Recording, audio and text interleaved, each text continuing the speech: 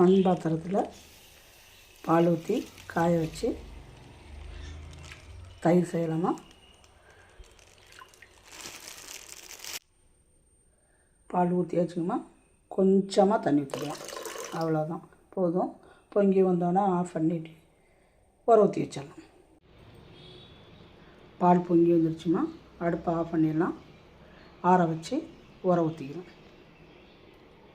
தயிர் போட்டுக்கலாம். மண் சட்டியில் செஞ்சது தயிர் எப்படி ஊற்றிட்டாங்க. இதெல்லாம் தயிர் சேர்த்துக்கலாம்.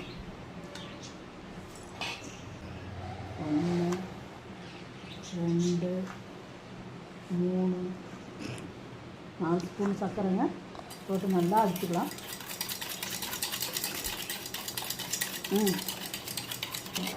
நல்லா அப்படி அடிச்சுக்கோங்க. பாருங்கள், சர்க்கரை நல்லா கலந்து நல்லா அடிச்சுக்கலாம்.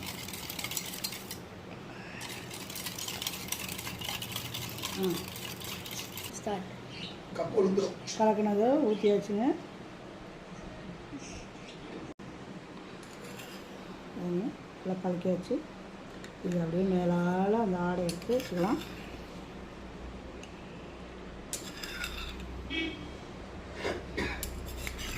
லெசி ரெடிங்க.